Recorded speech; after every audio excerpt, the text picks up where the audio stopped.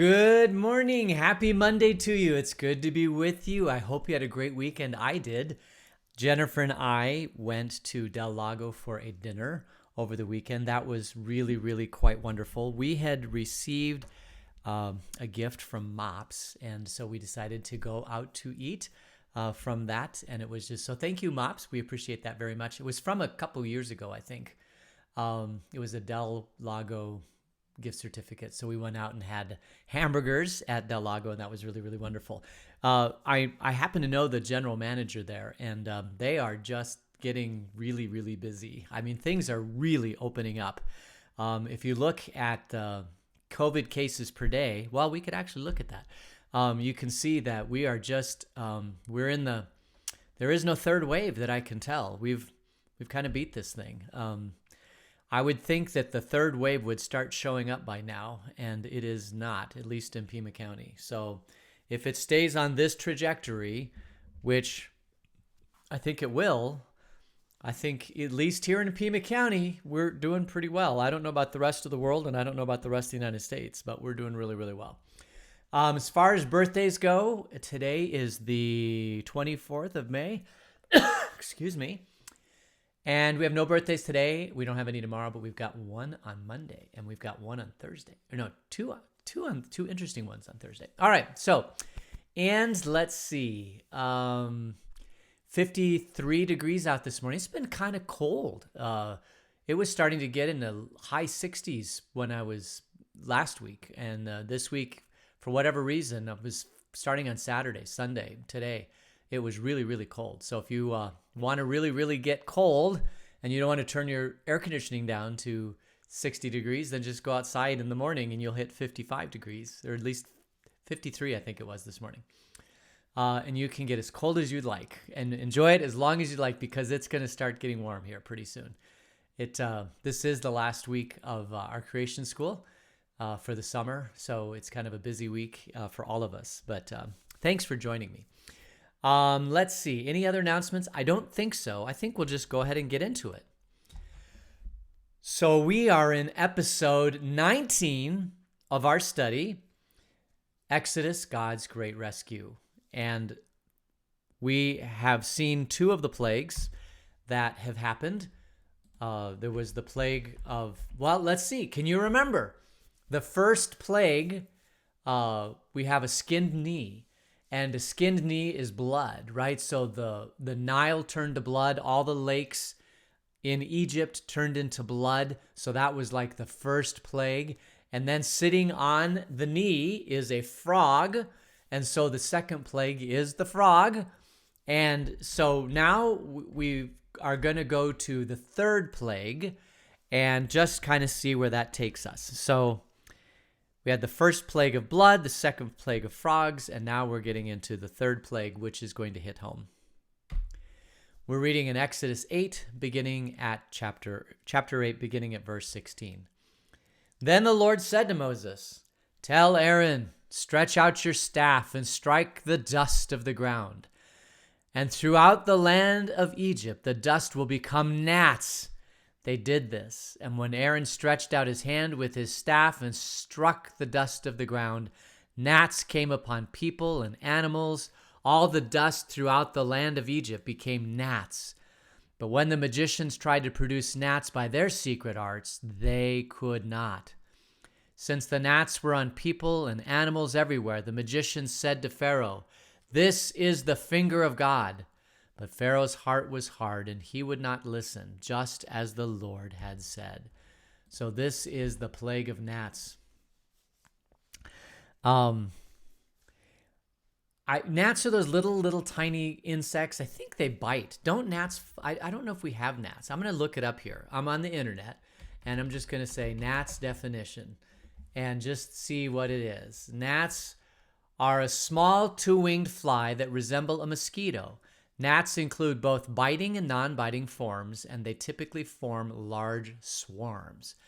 So that's typical of gnats, is that they're in the air and they're like flies. They either bite or they don't bite, and they create swarms. So I don't know. We maybe have had gnats. Here in Arizona, our biggest thing is the termites. They look like ants, but they've got wings on them. And what those really are, when those happen, when it rains and those start flying around, then you get these swarms of what look like ants, flying ants, but they're really termites. They're trying to find a new home. And they typically come up after a rain. But a full rain, they don't necessarily do. It's like a light rain where it kind of gets enough moisture in the ground to kind of drive them out of the ground. But if it's too much rain, they might as well just stay there because there's no rain anywhere. Funny story about termites, which happened when I was in Phoenix. I was a land surveyor, and there was a guy named Bob who was the party chief. There's typically 3 people on a survey crew, but this was just 2 of us. It was Bob and I, and we were on the survey crew, and we were surveying in Phoenix back in, I'm going to have to say it was probably about 1980, 81, 79, something like that. I can't remember. It was a long time ago. And we were surveying cell towers. This was when cell phones were just coming out, and they were putting cell towers all the way around Phoenix. And the cell towers had to be completely, there was a certain amount of degrees they had to be off north to make sure that they were rotated perfectly in. I mean, I don't think they have to be exact now, but when they were first putting up these cell towers, they were very, very expensive. They were trying to make sure that they were exactly positioned.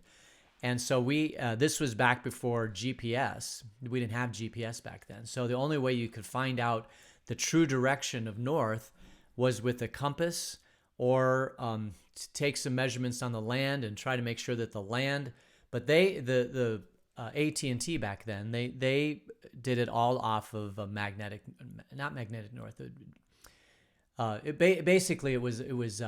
We had to take a solar shot, which means we had to go out there, put filters on the transit, and actually get the angles of the sun as it was going by the horizon, and then use an ephemeris and actually try to find out where true north was based upon solar measurements is basically what it is.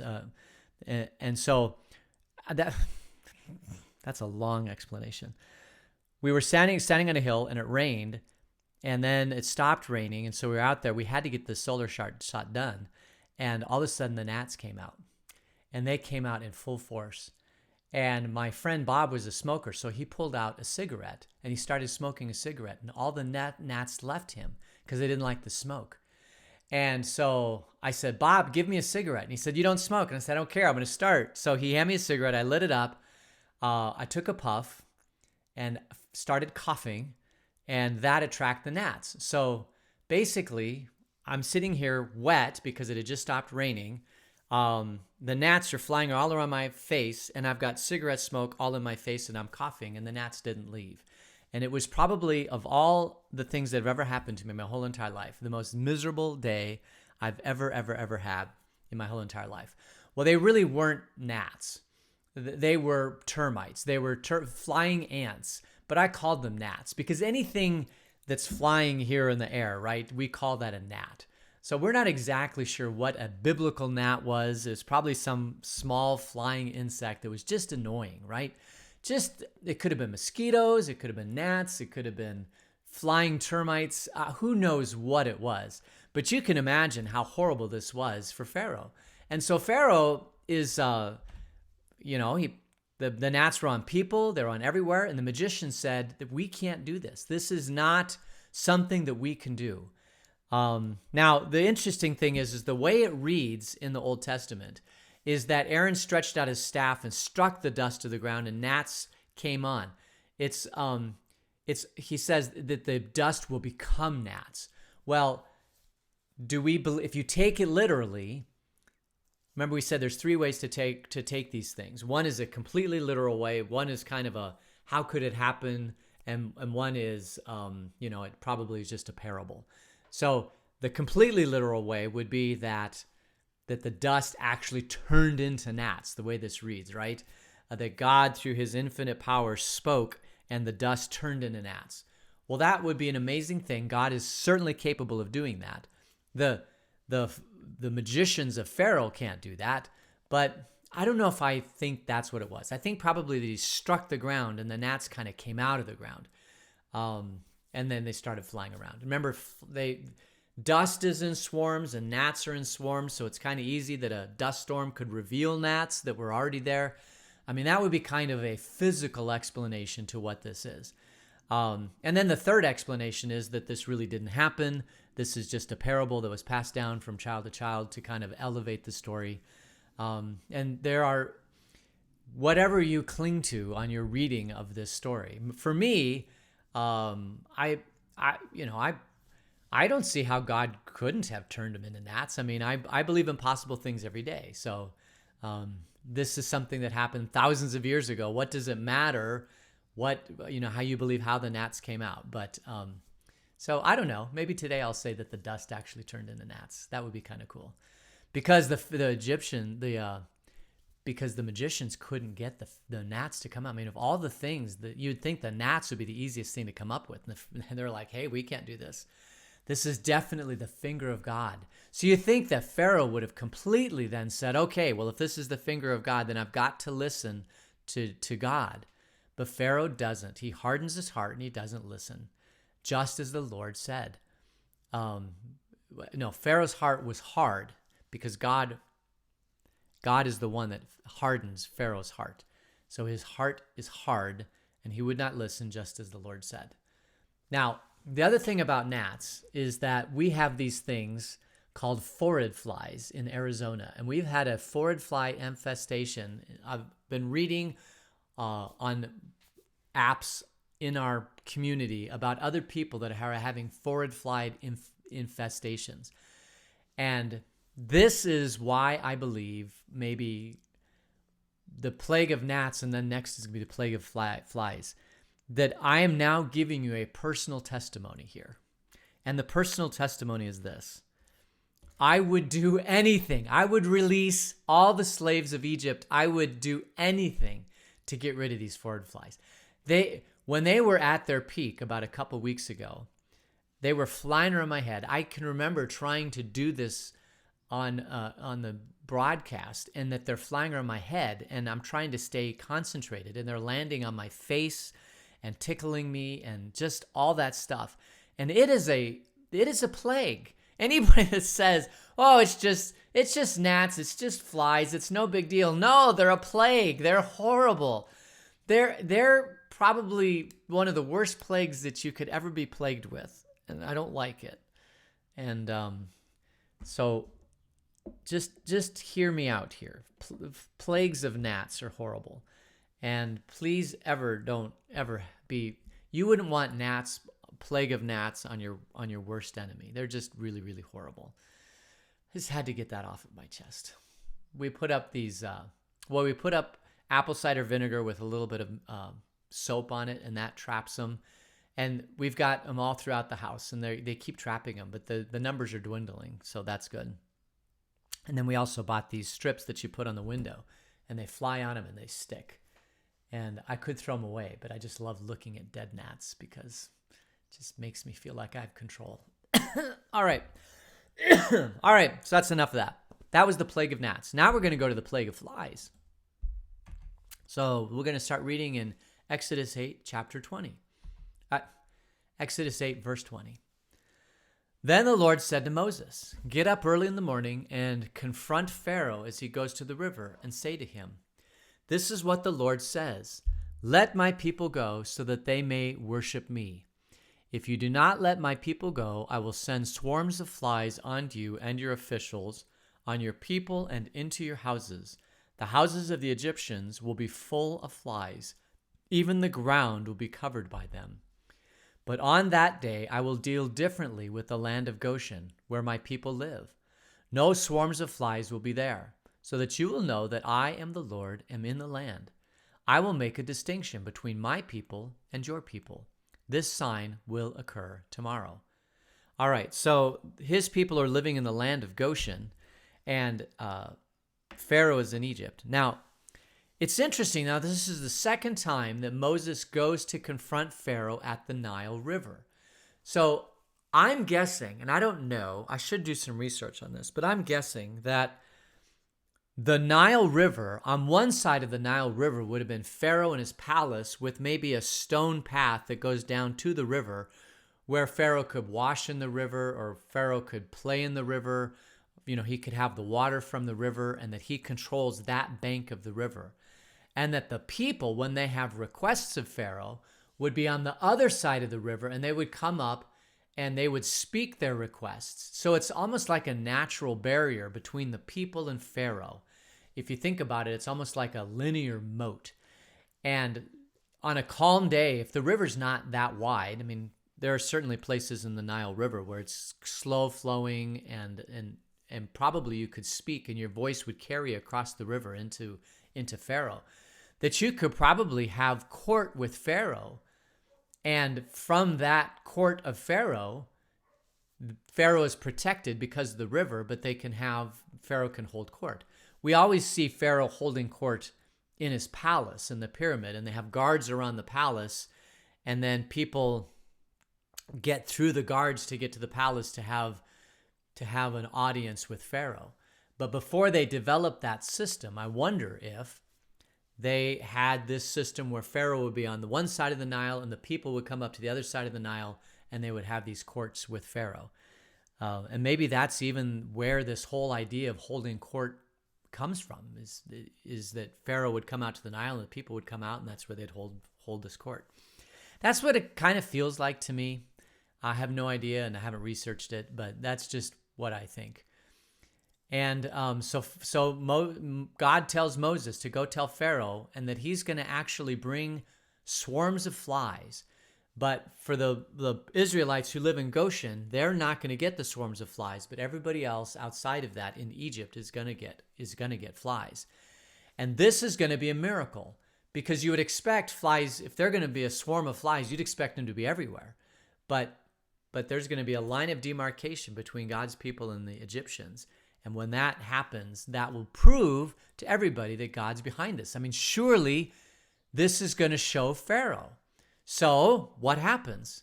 Let's see. We finished on verse 23. Let's keep reading. And the Lord did this. Dense swarms of flies poured into Pharaoh's palace and into the houses of his officials. Throughout Egypt, the land was ruined by flies. So what happens? Then Pharaoh summoned Moses and Aaron and said, "Go sacrifice to your God here in the land." Verse 26, but Moses said, "That would not be right. The sacrifices we offer the Lord our God would be detestable to the Egyptians. And if we offer sacrifices that are detestable in their eyes, will they not stone us? We must take a 3-day journey into the wilderness to offer sacrifices to the Lord our God as he commands us." Pharaoh said, "I will let you go to offer sacrifices to the Lord your God in the wilderness, but you must not go very far. Now pray for me." Wow. Moses answered, "As soon as I leave you, I will pray to the Lord, and tomorrow the flies will leave Pharaoh and his officials and his people. Only let Pharaoh be sure that he does not act deceitfully again by not letting the people go to offer sacrifices to the Lord." So this is what happens. Moses does go up. Pharaoh comes down. He explains the whole thing about how it's going to be 2 divisions of flies, land of Goshen and the rest of Egypt. And Pharaoh says, "Go and just go offer your sacrifice to the Lord." And Moses says, "No, we have to go out into the wilderness to offer sacrifice because you won't like what we do. So we have to go out into the wilderness and then we'll do it." And he says, "Well, then pray for me now." And Moses says, "No, we'll go out into the wilderness. We'll offer our sacrifices. We'll pray for you then. And as soon as I leave to you, we'll pray to the Lord. Only don't go back on your word again. Just don't do it." Well, what happens? Then Moses left Pharaoh and prayed to the Lord, and the Lord did what Moses asked. The flies left Pharaoh and his officials and his people. Not a fly remained. But this time also Pharaoh hardened his heart and would not let the people go. So we have a word for this. This is called being passive aggressive, right? People who say that they're going to do one thing and then they go back on their word. The clinical definition of passive aggressive is people who use non-aggressive means to get their way, right? And one of the ways that people do that is they just ignore you. So you've met passive aggressive people. You say, hey, can you do this and this and this and this? And they agree and they agree and they agree because they don't want to say no, or they don't want to get into an argument. And then you leave and then they don't do it. That's the classical passive aggressive thing. Or they say they're going to do one thing and they do something other. And people are this way. Particularly people don't like conflict. That they typically are just passive about their conflict. And because I'm not very much in favor, there's a lot of people that aren't in favor of conflict. They just won't engage in the battle, but then they're just going to do what they're going to do, and they're not even going to tell you that they're going to do what they're going to do. That doesn't work in the business world. What doesn't work in any world? If you're going to be passive aggressive, people are pretty much going to stop, assigning tasks to you or trying to get you to do things, or even sometimes even relating to you, because passive aggressiveness just doesn't work. But it is, so there are some things that there are some people that can't handle conflict, and so that's how they do it. Pharaoh and Moses are in conflict, and Pharaoh has the upper hand here. He could just tell him, I'm not going to let you go. You can do whatever you want. I'm not going to let you go. And Moses would have at least then, accelerated the plagues. But think about all the damage that happened here because of this passive-aggressive behavior from Pharaoh. And passive-aggressive behavior always causes damage. I mean, that is pretty much true. Because in this case with Pharaoh, there's going to be a whole lot more plagues that are going to happen. And that's all because of what he did. All right. So we're going to take a pause here, and we still have a part of the story, but we've got gnats and flies. And so somehow we have to build this image of gnats and flies. And the way I'm going to do that is I'm going to put a gnat on the fly's right eye, and I'm going to put a gnat on the right eye, flies on the left eye. So he's got two eyes, and on the eyes he's got a gnat and a fly. And we'll remember that gnats are smaller than flies, at least typically they are. And so the smaller would go on the right eye, and the bigger would go on the left eye. Gnats and flies. So that's our image. We've got blood on our skinned knee, which stands for blood in the water. We've got a frog standing or sitting on the skinned knee, and then you have a gnat on the right eye and a fly on the left eye. Okay, so if you can remember that, then you've remembered the first 4 plagues that have happened. Then we're going to get into the plague of the livestock. Then the Lord said to Moses, go to Pharaoh and say to him, this is Exodus chapter 9, verse 1. This is what the Lord, the God of the Hebrews, says. Let my people go so that they may worship me. If you refuse to let them go and continue to hold them back, the hand of the Lord will bring a terrible plague on your livestock in the field, on your horses, donkeys, camels, cattle, sheep, and goats. But the Lord will make a distinction between the livestock of Israel and that of Egypt, so that no animal belonging to the Israelites will die. So here's another plague that he's talking about, where he's going to make a distinction between the livestock of Israel and the livestock of Egypt. So now God is stepping up his game, and he is bringing this plague to Pharaoh and his people only, and not to the Israelites. And it looks like this one is going to be a plague on the livestock. Now, remember, this is the livestock that people had back then were critical to life. They got milk from livestock, goat cheese. Do they have goats on here? Yeah, goats. They got wool. They got food. They got transportation. I mean, just all the things that we have in modern society today that is provided to us by a various amount of means. Back then, everything was dependent upon livestock. If you did not have good, healthy livestock, you very well could have died. So this is a very, very, very serious plague. The plague of The river, well, they could dig beside the river and get fresh water. It was uncomfortable and stinky, but at least they could survive. The one with frogs, that were uncomfortable and they were everywhere and it was miserable, but at least they could survive.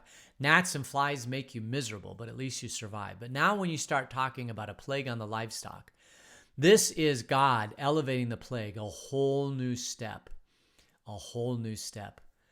I will go ahead and keep reading. Just one more verse, or a couple more verses. The Lord set a time and said, "Tomorrow the Lord will do this in the land."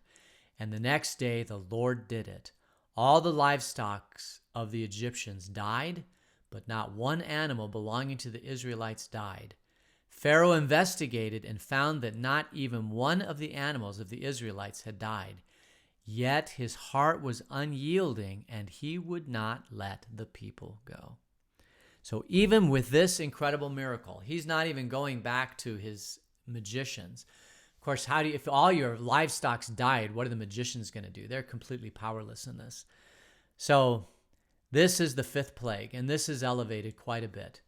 And the fifth plague is the livestock. You've got horses, donkeys, camels, cattle, sheep, and goats. Horses, donkeys, camels, cattle, sheep, and goats. And all of them are going to get this plague. So there was some sort of plague that didn't affect humans, but it affected all the animals, and they died, and it died miserably. So on this plague, if we want to have this one, I'm going to just say that we have camels, sheep, goats, donkeys, cattle, and they're in a circle around you with the bloody knee and the frog on the bloody knee with a gnat and the fly. All right, so that's the 5 plagues so far. Livestock plagues, and then coming back, flies, gnats, frogs, and blood in the river. So that, keep going, repeat that over and over again, and pretty soon you'll have all 10 plagues. We only have 4 more to go, and so we'll see how that goes. And so, Pharaoh, passive aggressive. He says one thing and then he does another. Could have avoided a lot of conflict here. Could have avoided not conflict, could have created conflict, but it could have avoided pain and suffering. So we'll leave it there, and then we'll get together tomorrow. So let's go ahead and close out in prayer. Dear God, continue to be with us, and thank you for this beautiful day. Thank you for the lessons of the Exodus. In Jesus' name, amen. All right, so we'll meet tomorrow at the same time. Thanks for joining me. I pray you have a blessed day, and we will see you tomorrow. Take care. Bye.